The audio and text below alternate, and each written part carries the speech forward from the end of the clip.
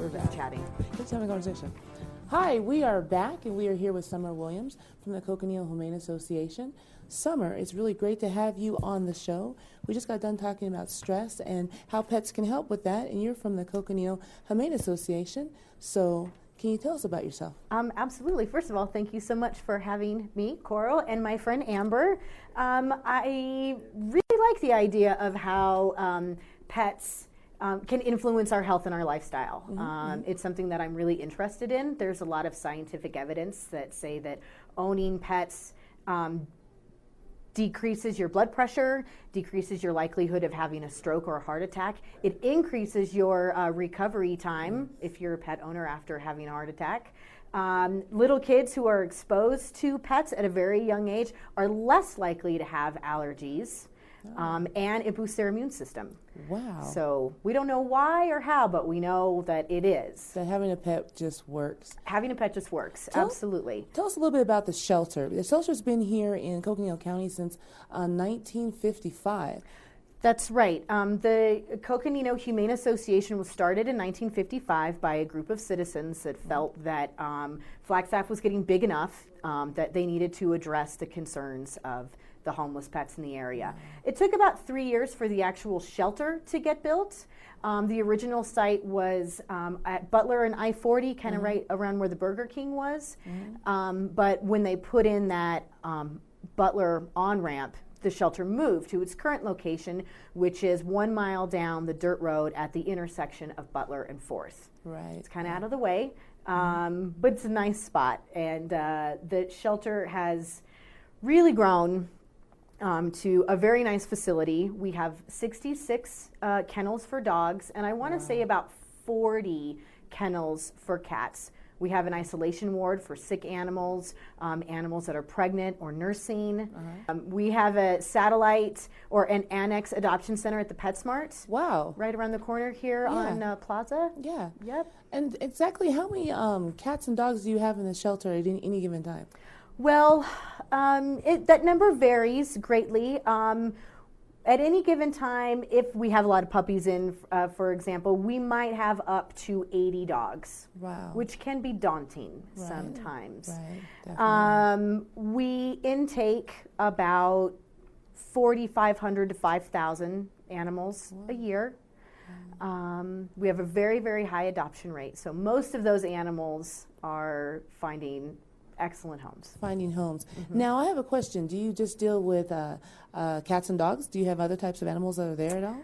You would be amazed at all of the different animals that come into the shelter.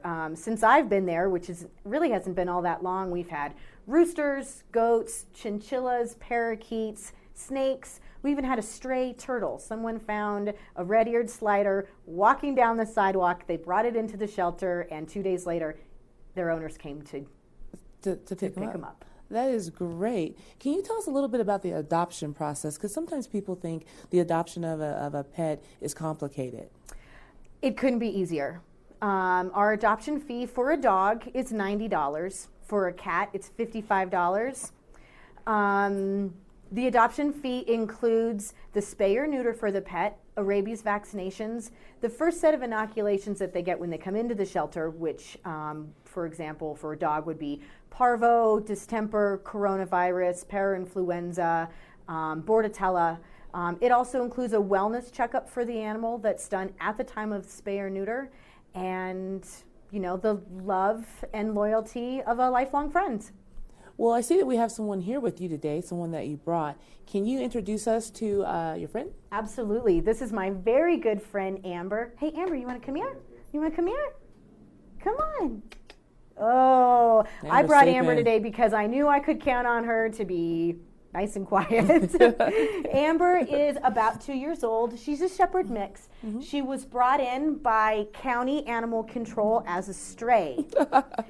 Our stray holds, if an animal is brought in by the public or by city animal control or county animal control, they're held a minimum of 72 hours. Okay. That gives their families a chance to come and find them, or gives us a chance to find their families. Right. If no one comes to claim them at that point, they go up for adoption. Okay.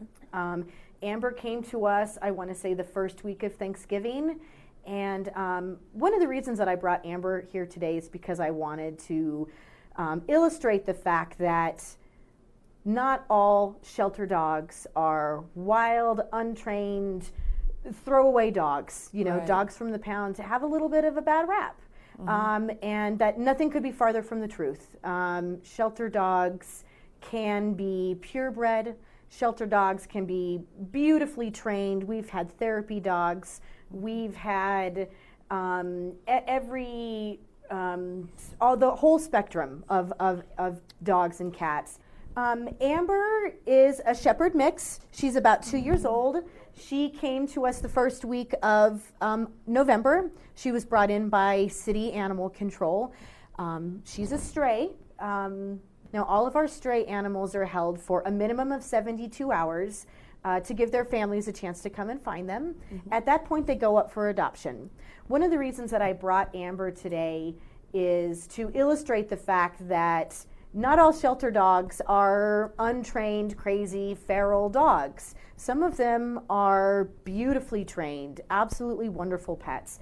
Amber is leash trained, she's housebroken, she rides beautifully in the car, she gets along with my kids, my dogs, my cats.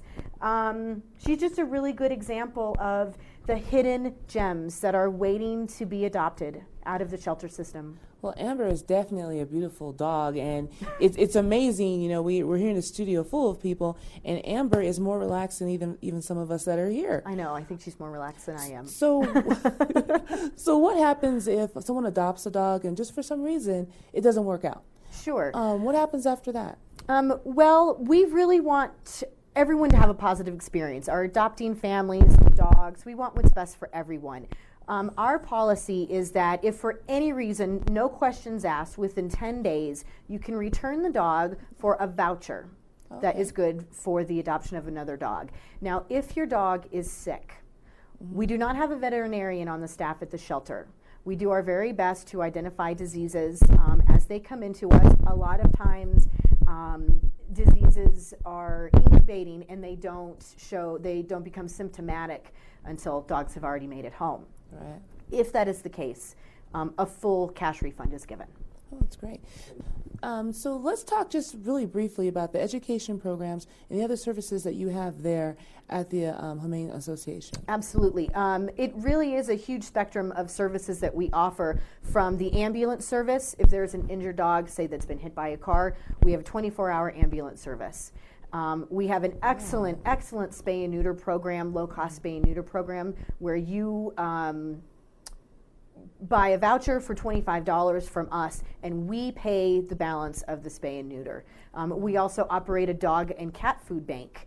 It's all run on donations, but a lot of times even the simple act of some dog food can get you through to payday, and it keeps dogs in the home and out of the shelter.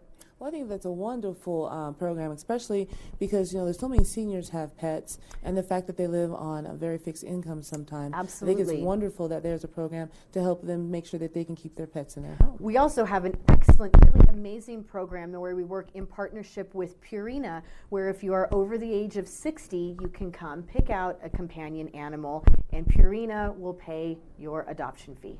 I think that is wonderful. We do too. Well, I really appreciate you, Summer, for being here on the show, and Amber as well. And I really look forward to having you come back and be more friends with us. And let Sounds people great. know what else you're doing out there. Thanks so much for having us, Coral. This has been really fun. Thank you.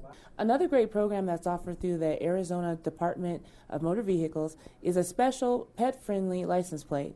You pay $25 for the special license plate, and $17 goes very specifically to the spraying and neutering of pets. You can do this online. You can also personalize this license plate. For more information about how to adopt a pet or other pet-friendly programs, please visit us online at flagtv.net.